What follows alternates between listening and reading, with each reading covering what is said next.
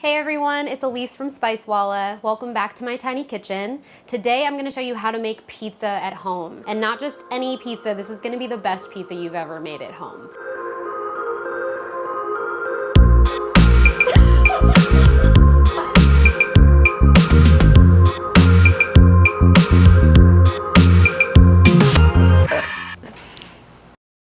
So I'll walk you through how to shape the dough, how to make the sauce, and then stay till the end. I'll show you how to get that wood-fired pizza flavor in your oven at home. So we're gonna feature our brand new spice blend, Amore pizza seasoning. It's super versatile. We're gonna use it in several different steps throughout this recipe. And this is a perfect recipe for like a weeknight when you just need to throw something together really quick. Let's get started.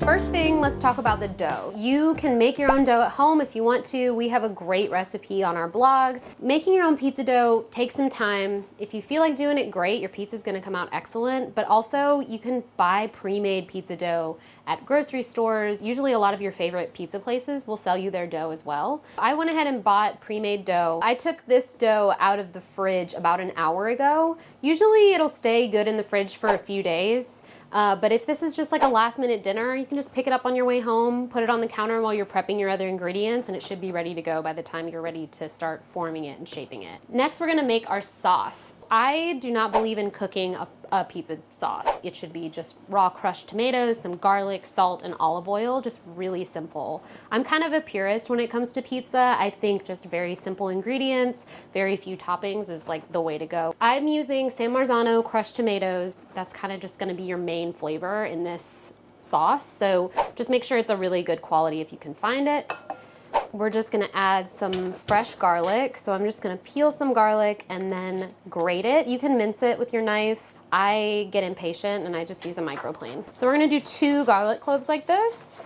Do you use like a Spicewalla granulated garlic? You could use a granulated garlic in this. Absolutely. I prefer the raw in this particular instance, but always, like that's always a great substitute. And if you don't have fresh garlic at home, then just pour some granulated garlic in there and it'll be great. And then add a couple pinches of salt, a little drizzle of olive oil, and that's it. That's your pizza sauce. So I usually like to make this first because I like it to sit for a little while and everything can kind of meld together. If we wanted, we could add some of our Amore pizza seasoning to that. I think I'm gonna wait and actually put that on the crust of the pizza. Like I said, I'm kind of a purist, so I kind of just leave it at that. You don't have to refrigerate it, don't have to cook it. Pizza sauce is done. So super easy and quick. I usually like to make my pizzas a little bit smaller, like just a personal pizza. So I'm actually gonna cut these in half. I'm gonna flour this board and then I'm just gonna eyeball it. If you really wanna get exact and weigh it and half it, you can, but I just want these to be a little bit smaller. This way they'll actually come to room temperature a little faster too if you do this ahead of time since they're cut in half. And I'm using a bench scraper and a bowl scraper here. If you do not have these tools in your kitchen, they're really useful, but obviously you could just use a knife or whatever you have around. If your dough is not room temperature yet and you want to speed up the process a little bit, you can actually put your sheet tray on top of the oven on a cooling rack while your oven is hot. You're gonna wanna preheat your oven to the highest temperature it can go so that heat can rise up and bring this dough to room temperature a little bit faster. So the first thing you wanna do is check your dough, make sure it's where you want it to be. What I do is I poke it, and if you see that the indentation from my finger stays, it doesn't bounce all the way back, but bounces about halfway back, that is perfect. So before you start shaping your dough, you wanna make sure whatever you're shaping it on is what you are gonna pick up to transport it to the oven. You can use a wooden cutting board or you can use a pizza peel.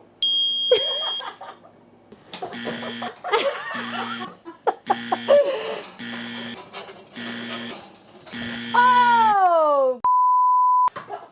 So make sure that you're on your surface you're gonna do that with, and also flour this surface very well. If you don't think you have enough flour, add more. If you think you have enough flour, still add more. I'm gonna pick up one of my doughs here, and what I'm first gonna do is just kind of let it fall and stretch itself. So I'm not pinching, I'm just gently grabbing and letting it kind of take me where it wants to go. So this is kind of similar to the method when you see people throwing pizzas, which I'm not going to attempt right now, but it kind of gives it the same feel of like using gravity to just stretch it out even more.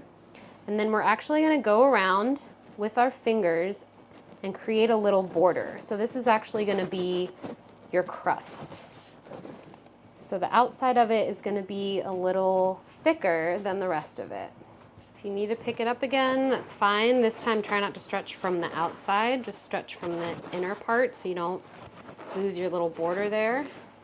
And this is actually pretty good. So I would say that thickness in the middle is probably like 1/4 of an inch.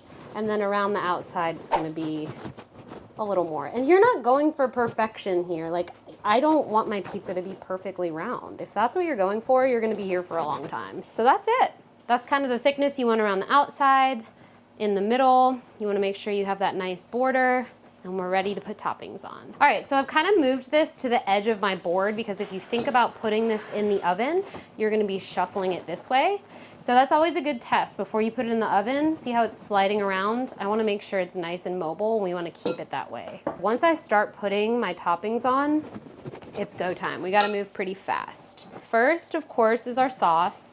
You don't want to put a ton of sauce here because it's going to prevent the bottom from getting nice and crispy. It's going to make it a little soggy. This is a very rustic style pizza that we're doing. So I just break up the mozzarella with my hands. I put some bigger chunks, some smaller chunks. And then our last step here is I'm going to put some of our Amore pizza seasoning around the outside. So this has marjoram, basil, oregano, garlic, onion. We've got some red pepper flakes in it. This is gonna make a really nice crust for us. All right, I'm ready to go in the oven. So the best tip for getting that wood fire styled flavor in your pizza is to make your oven as hot as possible, as early as possible. Have your oven at 500 and go ahead and put the pan that you're gonna cook it on in the oven as well. This is actually a crepe pan, but it's perfect for this size pizza and just works really well for me. You can use a regular cast iron pan as well, or you can use a pizza stone. These are also really great to have in your kitchen. You can use these for not only pizzas, but a myriad of other things. So I've had my oven about 500 for almost 2 hours now. I know that sounds like a lot. The hotter your oven is, the better that your pizza is gonna turn out. It'll get nice and crispy on the bottom, it'll rise really fast and get nice and pillowy, and it'll get a little bit of char around the edges like you would with a wood-fired pizza. Are you ready? All right, so again, I'm gonna do my little shake test. Good, it's nice and loosey-goose. And we're gonna put it right on our pan there. And that's what you wanna hear, that sizzle. You can check it in the window. You don't want to keep opening and closing the oven. You want that heat to stay in there so it can continue to rise and crisp up. What you're really looking for, you want the cheese to be fully melted, maybe even a little bubbly, and you want the outside crust to take on a nice golden color. So let's take a look. Oh yeah. So what I'm gonna do is I'm gonna bring my cutting board back. I'm gonna grab some tongs, slide it back onto the peel. He's a thick boy, but he looks great. All right, so while our pizza is cooling a little bit, you do not want to cut it up and eat it right now. Just let it sit for a second because the roof of the mouth burn. Nobody likes that. So we're just gonna use some fresh basil. Again, I like to keep it super simple. This is where you can get creative and do whatever you want. This is like my ideal pizza right here, so that's what I'm doing. So while it's still hot, I'm gonna take some grated parm and add our Amore to it to make a little cheese blend. Look at that. And then we'll sprinkle that on top. You can never have too much cheese. Look at that cheese drippage on the side. Oh yeah. Well, let's see if we can see the bottom. Yeah. It's hard because there's flour on there, but it's pretty crispy. So you can use a pizza cutter, whatever you want. I prefer to use a knife, especially for a pizza this small. It's just easier for me. And this is a really fun thing you can do with your family, with kids. Everybody can kind of customize their own personal pizza. This is actually a little thicker than I would prefer, but some people like it like that. That's what's great about this. We have 3 more doughs and we can experiment some more with it. It's kind of like pancakes. You like see how the first one comes out and then you can kind of adjust from there.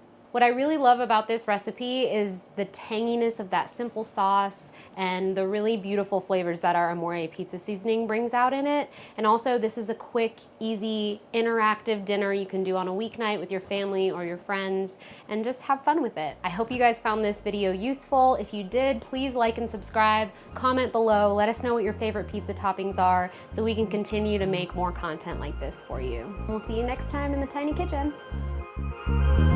Okay, we're gonna save it, we're gonna save it.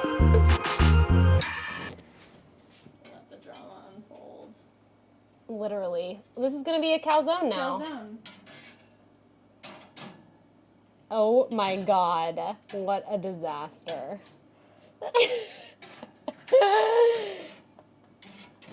Darn, this is going to be such I know. It's alright, you know? You got to adapt in the kitchen sometimes. Calzone it is. Alright.